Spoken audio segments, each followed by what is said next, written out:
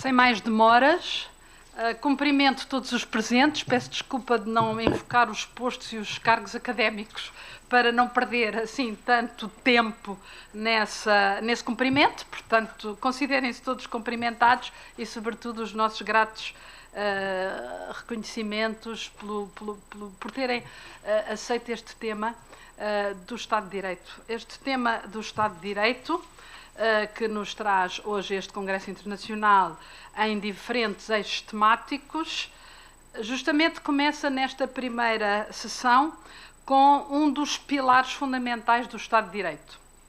O Estado de Direito, não vamos aqui discutir a natureza jurídica do Estado de Direito, o que é o Estado de Direito, não vamos por aí, nesta primeira sessão, mas naturalmente que sabemos que este paradigma que as nossas Constituições nacionais proclamam e que os tratados relativos a diversas organizações internacionais proclamam, tem preocupado muito legitimamente, sobretudo aqui na Europa, organizações como o Conselho da Europa e a União Europeia. Efetivamente, já nesta década, a partir dos anos 20, torna-se bastante patente que há violações de aspectos fundamentais do Estado de Direito. E daí que tenham sido desenvolvidas ferramentas e utensílios de trabalho para que os Estados possam verificar se de facto cumprem ou não cumprem aquilo que é ou não é o Estado de Direito. E daí que, cabendo-me a mim um dos pilares desse conceito, e como já foi sublinhado antes pelo professor Ricardo Leite Pinto, tendo nós projetos de investigação nesta área, e aliás, tendo nós colaborado a pedido da Comissão Europeia em alguns exercícios que são feitos com a sociedade civil sobre o cumprimento ou não cumprimento do Estado de Direito, aqui, por exemplo, em Portugal, nós iniciamos o nosso primeiro eixo temático com o pilar relativo à corrupção. Peço desculpa, vou só ver aqui o tempo, ou então peço à professora Marisa que me controle o tempo. Peço desculpa, esqueci-me aqui de verificar. Que me controle o tempo, isto é, ao fim de 10 minutos eu calmo, está bem? Portanto, vou tentar até nem chegar a usar os 10 minutos. Diziam então que há vários, portanto, vetores que são verificados relativamente à prática dos regimes dos vários Estados, se de facto há ou não violação de questões essenciais relativas ao Estado de Direito, e no que respeita a um dos eixos, que é aquele que nos traz aqui agora nesta primeira sessão, o eixo da corrupção. Porquê é que temos que tratar a matéria da corrupção como sendo uma matéria que tem a ver ou não com a verificação do Estado de Direito?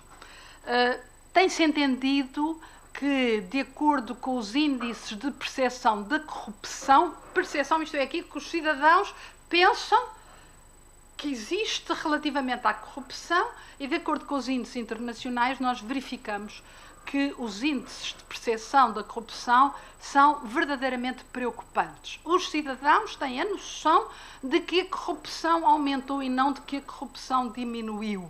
E por isso, sabendo nós que se trata, portanto, de um fenómeno que mina a democracia, então tem-se entendido, e sobretudo a União Europeia tem entendido, que não basta estabelecer mecanismos de verificação da violação do Estado de Direito pelo Estado, mecanismos sancionatórios previstos nos tratados, mas que é necessário ir mais além, e nesse sentido foi estabelecido o chamado mecanismo europeu de verificação do Estado de Direito. E nesse âmbito tem-se entendido, neste pilar relativo à corrupção, que é necessário estabelecer estratégias nacionais anticorrupção. Primeiro ponto. E depois verificar a respectiva execução. Que em Portugal o que se passa é que estabelecem-se estratégias, já vamos na segunda, também não temos assim tantas, e depois não se analisa a execução dessas estratégias. Primeiro ponto. Segundo ponto, reforçar a capacidade das instituições e do quadro jurídico de combate à corrupção. Isto é, na parte repressiva, isto é, naquilo que toca à repressão da corrupção, verificam-se muitos problemas, nomeadamente em matéria de investigação criminal. Há muitos obstáculos à investigação criminal na área da corrupção. Há também obstáculos no decurso das próprias ações penais. Nós temos em Portugal casos de corrupção que se arrastam na investigação, ainda nem sequer foram a tribunal desde há mais de 10 anos, o que torna de facto complexa o quadro jurídico de combate à corrupção ao nível repressivo. Também entende-se a nível da União Europeia que as medidas de sanções criminais devem ser suficientemente dissuasoras, o que nem sempre é o caso. Depois temos outras áreas, que são as áreas da prevenção da corrupção. E nas áreas da prevenção da corrupção temos o problema da promoção da integridade na vida pública, na vida política. Ou seja, temos que assegurar a transparência da representação de grupos de interesse chamados lobbies, que é uma matéria que é muito complexa, porque pode estar a meia parede com os tráficos de influências e os crimes de corrupção. Por outro lado, também a regulamentação das chamadas portas giratórias. Em Portugal, que é um pequeno país, isso é às vezes bastante patente, isso não está bem regulado, é complexo. A declaração do património, a declaração de interesses, a proteção dos denunciantes, as áreas de alto risco de corrupção, sobretudo aquelas que envolvem fundos públicos, como o acesso a licenças de serviços críticos e, por outro lado, aquela matéria em que eu sou especialista, que é o financiamento dos partidos e dos candidatos e das eleições, que é uma matéria que eu trabalho já há alguns anos. Os regimes agora também muito discutidos e que foram muito abertos, mas que agora se coloca a questão de saber se de facto não temos aqui problemas, que é o regime da concessão de cidadania. Está-se a discutir em Portugal agora outra vez a alteração da lei da nacionalidade, e a concessão de residência a investidores chamados vistos gold e outro tipo de situações. Ou seja, no fundo hoje, e com a evolução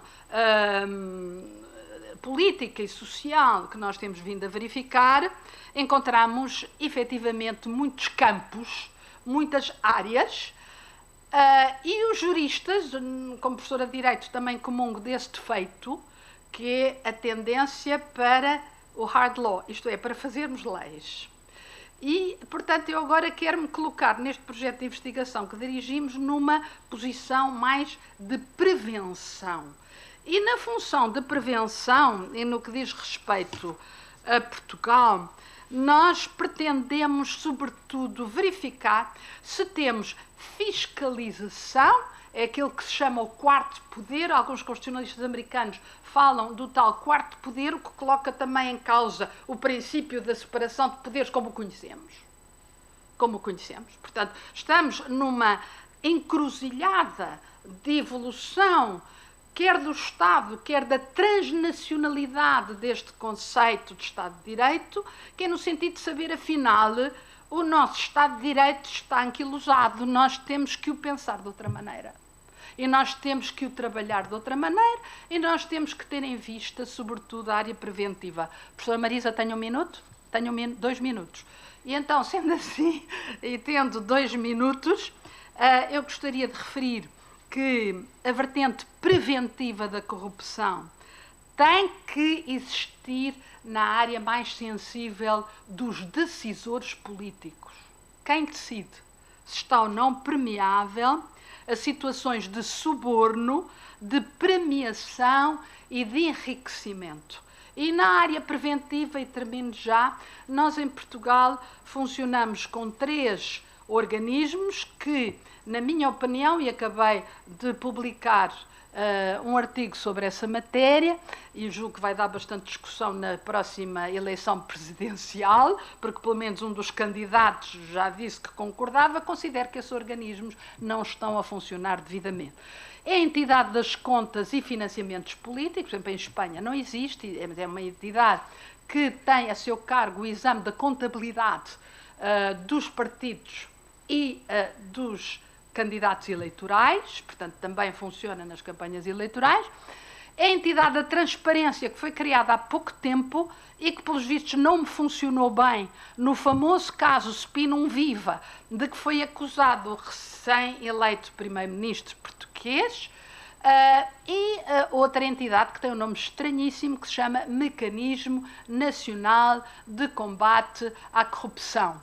Chama-se MENAC, é um organismo pesadíssimo, muito burocrático e cujo funcionamento também deixa bastante a desejar, mas que é também recente.